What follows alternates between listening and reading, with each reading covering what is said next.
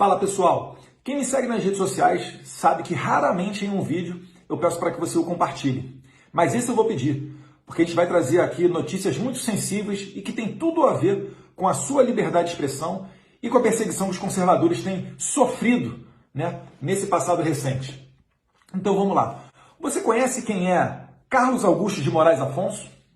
Provavelmente não, né? Mas você sabe quem é Luciano Ayan? Talvez sim.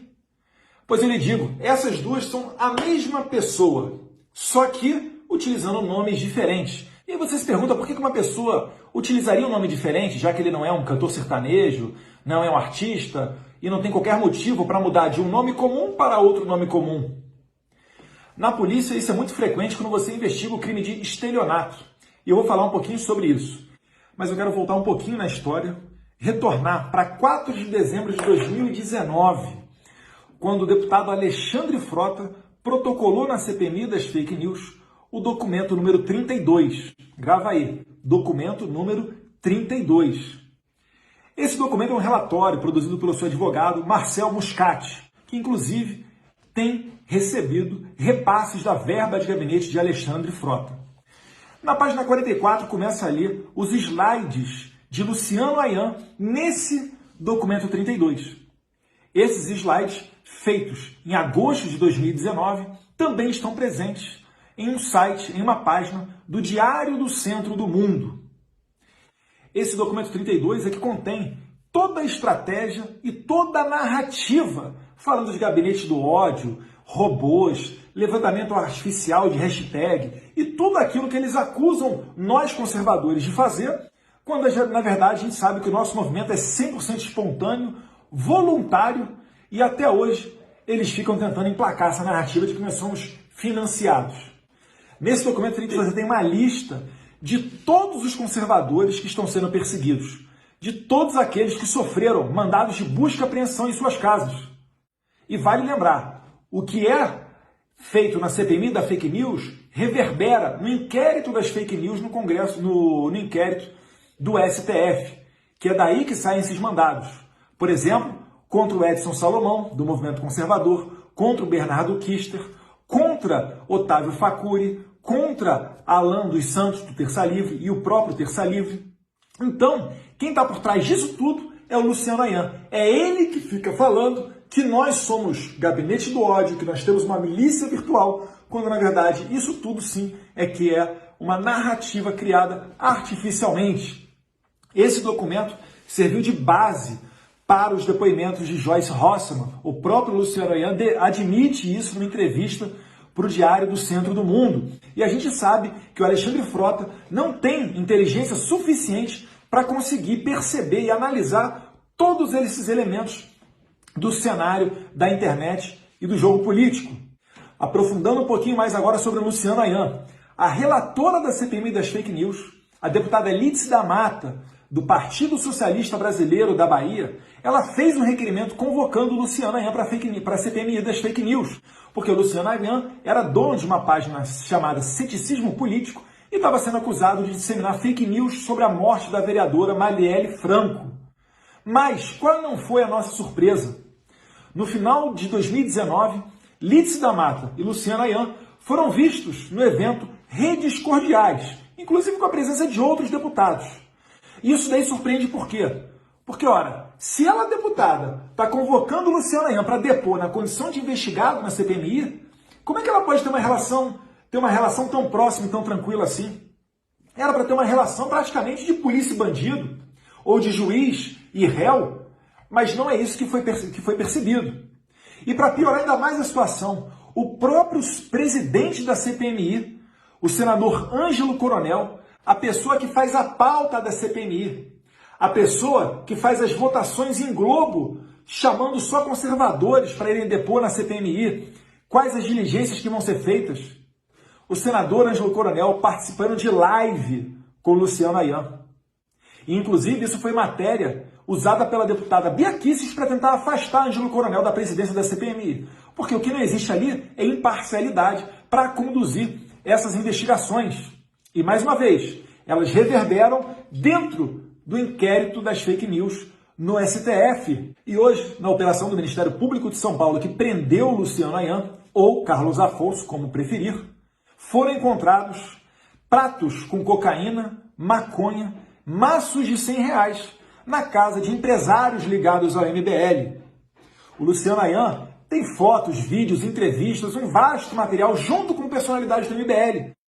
O Luciano Ayan, que inclusive tem empresas abertas juntamente com outros fundadores do MBL, como é o caso do senhor Pedro Rizzo e do senhor Pedro Deirotti, ambos fundadores do MBL que têm empresas junto com o Luciano Ayan.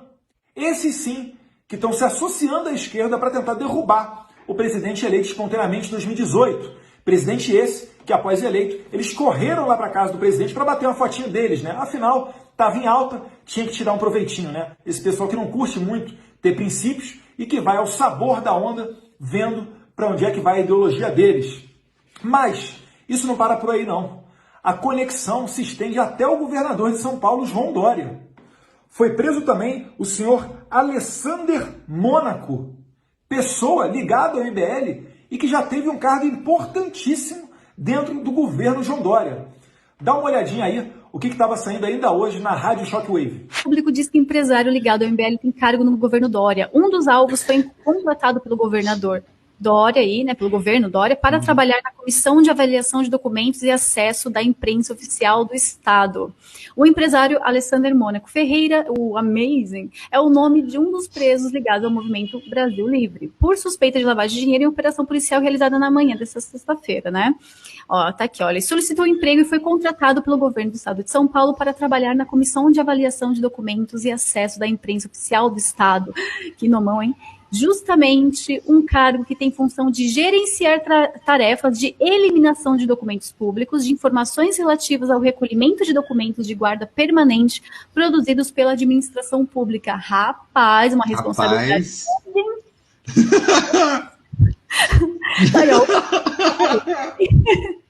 Alessander Mônaco, também conhecido como Mr. Pimba.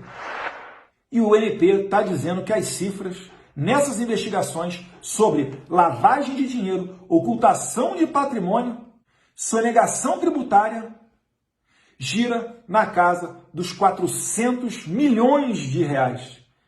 E aí, Kim Kataguiri, Arthur Mamãe Falei, quem é que é financiado? Quem é que tem uma rede de gabinete do ódio? Quem é que produz fake news? Se associar à esquerda e ter o establishment ao seu lado é mole, né? Virar papel higiênico da esquerda, né? Quem diria, que final triste para o MBL, que lá no começo enchia o peito para falar que fez impeachment da Dilma e hoje em dia se tornou essa porcaria, tendo inclusive o seu mentor Luciano Ayan sendo preso hoje e tem muito a explicar para a justiça. Então, para finalizar, né, pessoal, essa CPMI das fake news, ela já não tem mais a razão de existir. Ela já não tem mais condições morais de existir. O mentor dela acabou de ser preso hoje, envolvido em diversos crimes. Nós temos a relatora da CPMI, junto com o presidente da CPMI, demonstrando publicamente que tem uma intimidade, percorrem os mesmos eventos, participam de live. Essa CPMI em nada faz, em nada apura com relação a Joyce Hasselmann, que está aí com vários áudios fazendo exatamente aquilo que ela nos acusa de fazer e nunca provou. Ela sim tem áudios pagando missão para assessores, para denegrir a imagem dos outros, para fazer lixamento virtual, fez o seu gabinete de ódio. Os assessores que faziam parte dessa milícia digital, esses sim, estão denunciando a deputada Joyce Hasselmann. Então essa amoralidade, esse baixo nível, esse circo, né, feito dentro do Senado, normalmente um local com pessoas de mais experiência, ex-governadores, até ex-presidentes, está se servindo para fazer esse tipo de jogo sujo. Vamos para o campo do debate político. E não mais esse campo do achincalhamento da figura política, né? Que todos nós da nossa classe reclamamos tanto de gozar de pouco crédito junto à sociedade e ainda persistimos nesse tipo de tentativa de narrativa. Não é para isso que o Congresso se serve. E, por favor, chegou a hora de ter um mínimo de decência e parar de fechar os olhos para a realidade. Essa CPMI, ela tem que acabar, assim como os inquéritos que estão no STF. Então, meus caros, é para a gente criticar sim, é para estar alerta sim, porque esse é o tipo de pessoa que faz a Lei Kim, que piora as penas para fake news durante o período eleitoral, e a gente sabe quem é que vai sofrer com essas penas. São os mesmos que estão sofrendo hoje mandado de busca e apreensão em suas casas. Esse é o tipo de pessoa que apoia o PL 2630, que visa acabar com a liberdade na internet, que quer obrigar você a dar um CPF, um RG, para abrir uma conta no Twitter. Essa pessoa que você nem sabe se ela se chama Luciana Ayan ou Carlos Afonso. Que moral que essas pessoas têm para querer colocar uma lei dessa goela abaixo de todos nós? Então a gente tem que ficar vigilante, a gente tem que botar na internet, nos 4 cantos, quem são essas pessoas? Alexandre Frota, Joyce Rossmann, Luciana Ayan, Kim Kataguiri, Arthur Moledo Duval, Pedro Rizzo, Pedro Diderot, os outros aqui, como é que é o nome aí do cara que foi preso aí ligado ao Dória? Tem essa aí também, Alessandro Mônaco. Não vamos deixar passar em branco não, porque isso daí não é discurso de ódio, isso daí é estar ao lado da justiça e ao lado do certo, e essas pessoas não vão nos calar.